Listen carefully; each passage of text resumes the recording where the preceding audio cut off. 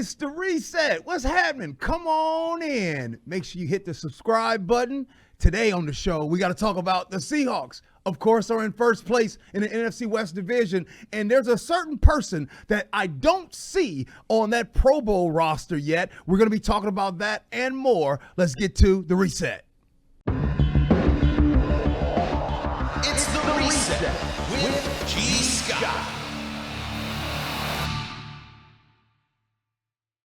I'm here with my guys, Bones, Paul, and Frank, the tank they call them. Welcome back into another episode of The Reset. Let's get to it. The Seahawks are in first place in the NFC West division. I don't care where y'all want to take it. Just know that the Seahawks are first place in the division. That's all I got. That's all you turned damn show. There you go. Coming in hot, just saying we won. That's it. That's it. What we got, man? What y'all want to talk about? What's happening? Well, I mean, the biggest thing is Mr. Leonard Big Cat Williams. Come on, man. Is there anything more fun in the game of football than not only a big man interception, but what was that, 90-something yards from the big man? 92 yards, setting the NFL record for longest pick six by a man 300 pounds or more. But it was different. He had a real... He was motoring. It was different. Some guys are lumbering. He looked like by midfield, I was thinking, oh, he actually could house this. Oh, yeah. Or some guys you're holding on, like by the 10, you're like, okay, now I actually think he can fall into Just the end like zone. we always talk about, who was also there to block for him? Devin Witherspoon. Sprinting Downfield up there to blocker. help him out with Josh Jobe, Good eye, good Mafe, everyone coming in. I mean, if that was in Denver, he probably would have passed out due to elevation trying to get to the end zone, but he got it. What, another 2 sacks for him? If he doesn't get Defensive Player of the Week this week, then it's just rigged. Yeah, I mean, I got it NFC written down. His last 2 weeks: 4.5 sacks, 1 interception, 6 tackles for loss, 6 quarterback hits, 2 passes defended. Well, just so if you're listening at home right now, just so you guys know, not since 1982 has there been a defensive lineman that has gotten 2 sacks and a pick 6 in the same game. Did he also 1982? get a kick? Well, He blocked an extra point. Yeah. hold that's on. right. I want to make sure we're straight. Hold on. Watch this. Where were you, Bones, in 1982? Were you swimming? I wasn't Where even were an you, idea. Frank, in 1982? Where were What you, am I Paul, in down up there? 1982? All y'all was swimming. Where were you in were 1982? Swimming. What you talking about? I was in kindergarten, 2nd grade or something like that. Y'all was swimming. I was in 2nd grade the last time that happened. Right there. That's the Leo Big Cat Williams. That boy was sliding. That boy was slide. Y'all see how big boys in the trenches. Is he the greatest defensive lineman for the Seahawks since Cortez Kennedy? We heard that on the live stream a little bit ago. We brought that up. I don't know. It's so disrespectful to some past guys in the Legion of Boom. Obviously, one that we talk to a lot. I'm not gonna say that just yet. You know what? He's gonna come on the show tomorrow. I'm going to ask Mebane, is Leonard Williams the best defensive lineman that he has seen since Cortez Kennedy? I'm gonna ask him. He's a humble enough guy. He'll say so. There's something about maybe like the raw talent or the 5-tool ability that Leonard Williams has, but that's something that our team in its history has done so well all the time. That's why this recent stretch of bad run defense has kind of shocked us over the last couple of years. Yeah. We've had a lot. I don't know, but it's really special. He was a heavy investment, and man, we're getting our return and then some. I'm so happy. Even when he's not like fully involved in the play in terms of getting his name said by the commentators, like if he doesn't get the sack or the tackle for loss, he is still opening the hole for Boye Mafe, for Tyrese Knight. He's occupying a lot of times a double team because they know that he's a big threat coming through the hole. If he doesn't get the tackle, he's opening the lane for somebody else, and then you see what he does when they don't get him down. Random question for everybody, and this has really nothing to do with football. Yeah. Where are you guys at when it comes to paternity leave for men? In the state of Washington right now, there's a lot of fellas that get to 12 weeks. Matter of fact, we got our good buddy, I don't know if I'm allowed to say his name, but he's Frank's boss, but he's actually out on paternity leave, coming back this month. Where are you at with paternity leave? The reason why I asked this, because as you all know, probably by the time this comes out, they might have had the baby. But shout out to Coach Mike McDonald, head coach for the Seattle Seahawks, and his lovely wife. She went into labor the other day. And my question is should Mike McDonald get 12 weeks paternity leave? You can get 12 weeks paternity leave once the season's over. Oh, okay. How soon should he get? Should he miss a game? This is his first child. He got a big game against Arizona. Should he miss a game? He can miss a game. It's also his first season, though. You want to come back and we're Are on a you winning streak. Are you saying football's more important than the season? Pan the camera on his ass. Pan the camera on his All ass. right, let me get this Say it mic to the real camera, close. shit. So which camera? This one? That one? Yeah. That one. That one. Okay. Tell him. Well, as my experience of not ever being on paternity leave and being a lifelong Seahawks fan and is just forever single, we need our coach. We need to win. We got a 3-game streak going. We can't mess this up, man. The division is tight. And it's a divisional game coming up. If we had a situation like Buffalo where it's like, I could take a Sunday off. Yeah. But no, I'm all for it. I'm all for it. To take the Sunday off if you need to. He won't because it's a job where 31 other people fill it. And the way I talk about coaching, some of these other jobs like a GM or whatnot, is one guy will put in 40 hours, but then the other guy will put in 50, and another guy will put in 60, and another guy will put in 80, and eventually it whittles down to you have 32 guys putting in 120 hours a week. Yeah. He's one of those guys. He's wired. We've talked about how much he loves football. Yeah. But if we want to stay on this topic, and I don't want to get in too much trouble, but this came up earlier with a golfer. I forgot who, but he was in the Masters, and his wife was pregnant, and there's a whole story about him pulling out of the tournament to be with his wife. How about Scotty Scheffler? Yes, Scotty Scheffler, that's it. But then in the office, all we were talking about was, if you know when the Masters is, should you time this better? And who won the Masters? Scotty Scheffler. There we go. It's because you stay and you win. Yeah. Stay and you win. Well, speaking of winning, the Seahawks right now are 3-0 since the bye week. Now, put in the chat. I want to ask you, are they real or are they not? Was it just the teams? Do you actually believe that there is a breakthrough? Do you believe, like I believe, that the Seahawks came back from the bye week the same way Stella came back from Jamaica? How, Stella got a groove back if y'all seen the movie. But anyway, I know none of these guys have seen it. Anyway, are the Seahawks for real? 3-0 since the break. Frank, let's start with you, sir. They're real because the changes have felt real after the bye, which is the defense. And one thing that has been specific is it's been 5 turnovers in the last 4 games. That's huge. Obviously, we're seeing defensive scoring. This is not a team that's putting up 25 points per game on the offense, no matter how much talent the offense has. It needs help from its special teams. We'll get to that after the game against the Jets. And it needs help from the defense. That's not happening. So I honestly believe from a defensive aspect, this team has gotten a lot better. I think the offense, it's going to be just as inconsistent. It's going to have great weeks. It's going to have bad weeks. Even the win against Arizona, that's 16-6, the offense was a slog. But defensively, there's been a real turnaround.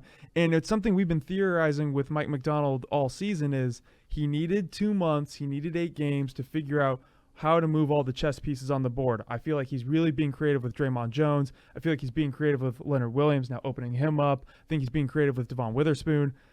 He's being creative with Kobe Bryant. Now we're starting to see the results of that where in the first 2 months of the season, guys were missing tackles and in awkward spots on the field because he was pushing them in spots that they were uncomfortable with at the beginning. You want to know one of my favorite things that happened during that game? I don't know if you guys saw it at home.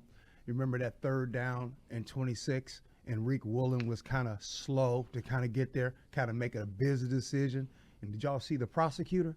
Julian Love, he wasn't playing that. And let me tell you what I like about that. To me, that is a microcosm of the change that Frank just talked about.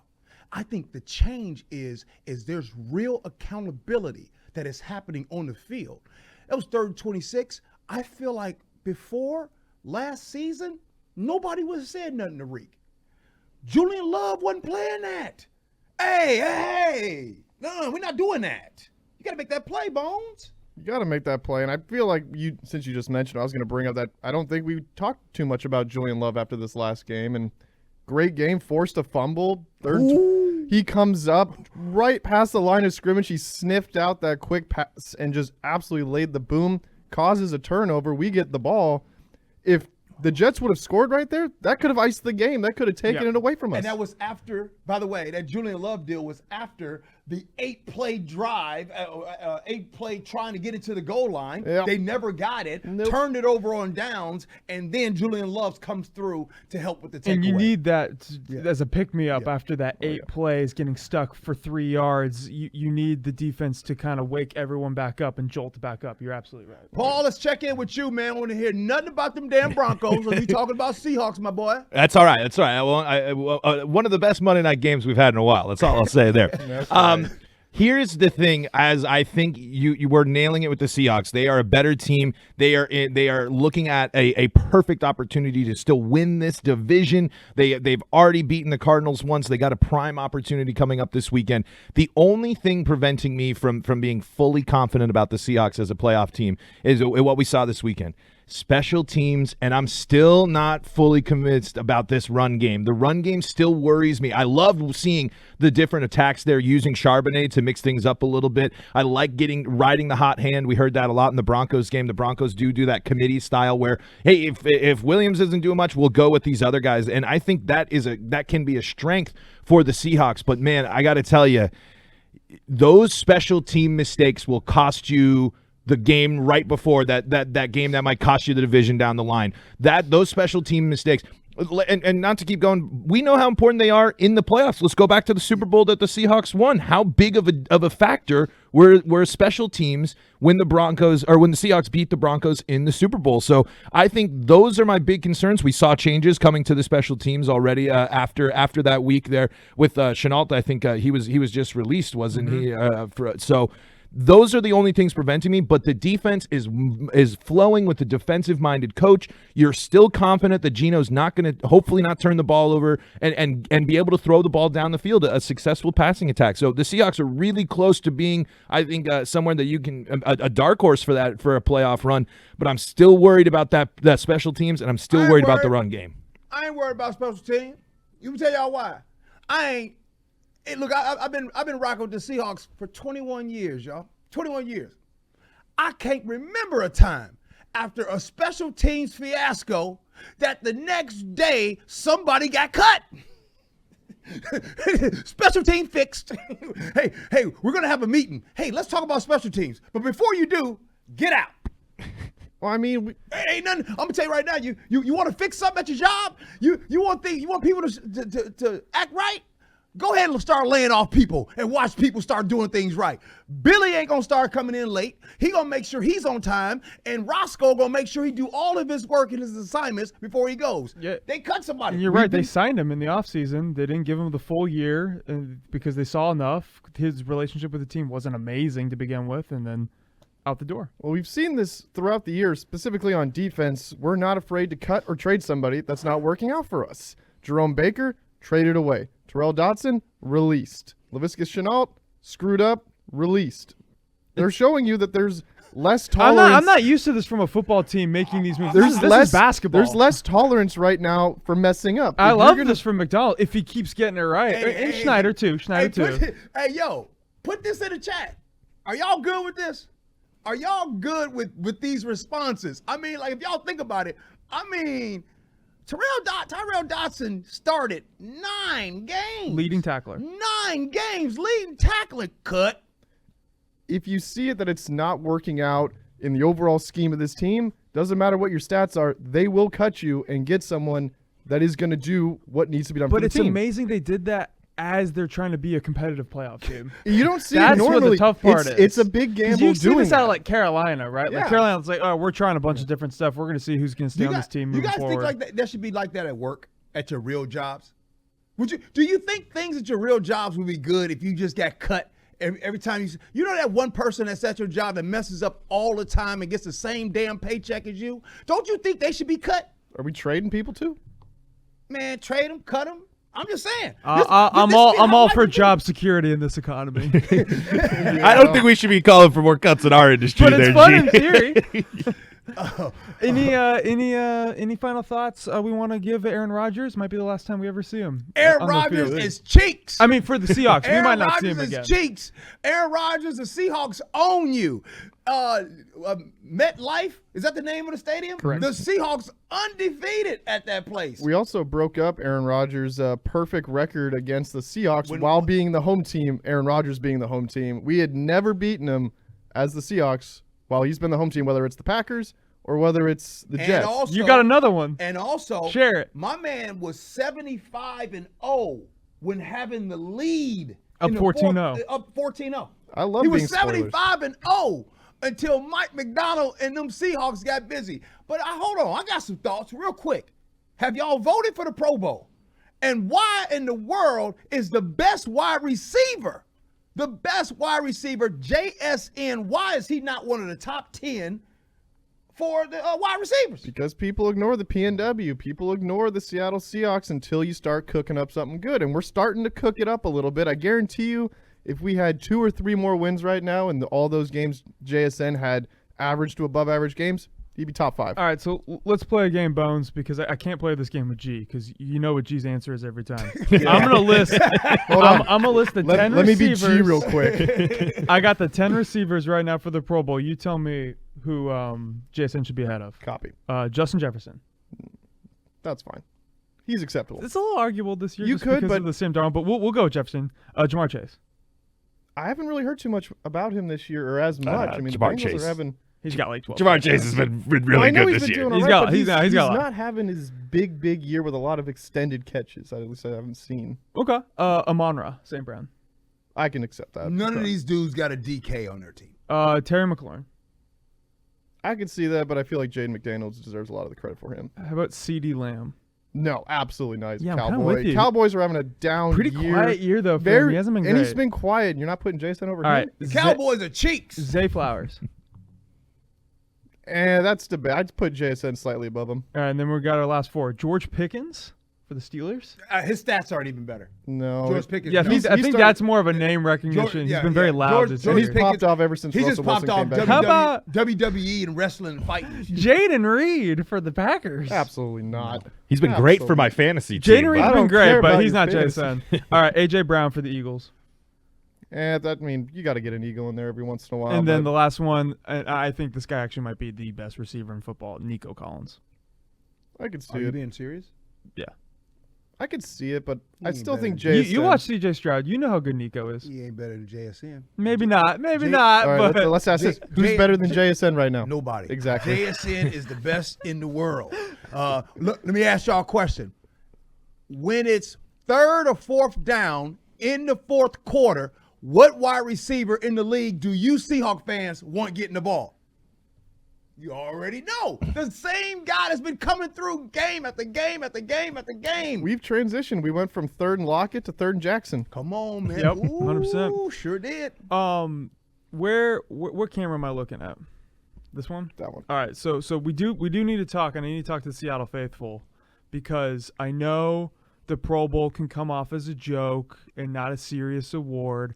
That's only with the quarterback position, when the quarterbacks would rather golf and we have to put 16 quarterbacks to finish the game.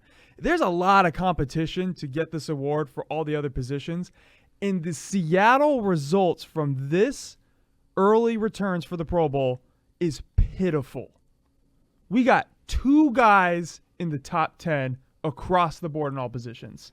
One of them got cut. One of them got cut with Chenault. Chenault. The hell? One of them got cut. He's not even on our team. Is he on any team? No. And the other one's Julian Love, the prosecutor, which he made Leo the Pro didn't Bowl make last it? year. He's got name recognition. Leo's not even on there. He's Leo not in the didn't top make 10. it? He's not in the top 10. He will be. I mean, because well, he'll he's get not- defensive I player gotta of have the a week. conversation with whoever's making these decisions. But So no. What needs to happen is we need to vote, y'all. yeah. Hey, Gosh, listen, I podcast. know it seems like a silly award. We gotta show up for this one. We gotta- it sucks gotta that it's vote. a popular vote thing.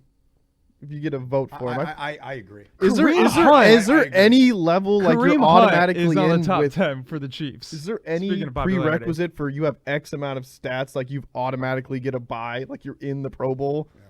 I think they do. They might do a thing where it's like the coaches are a part of the. Maybe that's more NBA, where like the coaches have a third of the vote, and then the players are some hodgepodge. But You right get now, a this is just a 300-pounder fan vote. getting a pick 6 and 4 sacks over 2 games, and By you the- don't have him in there. Come By on, the way, man. we keep comparing to the Detroit Lions. How many Detroit Lions are on these top 10s. I'm going to guess about 6. That's what happens when you win. Multiply that by 3. You got 18? There's 18 Detroit Lions in the top 10. Look. This is why it is so important Per position. when your team wins. When teams win, players get paid, Yep. right? How do you get paid? Going to Pro Bowls. When you go to Pro Bowl at your position, that helps you get a payday. That helps you negotiate contracts. So winning cures all, period, point blank. The reason why we're having this conversation in a glowing type of way, because the Seahawks are winning. This conversation is hard to have when the Seahawks aren't winning. And I want to say something real quick because it's starting to bother me. If y'all looking at the camera a little bit, see, I got Invisaligns in right now, right? And so I did something the other day, and I get to switch my trays out. I know this is too much information, but anyway. No, you did it on my desk, so feel free to tell them about it. I had to take my trays out, right? And anyway, I took the trays out.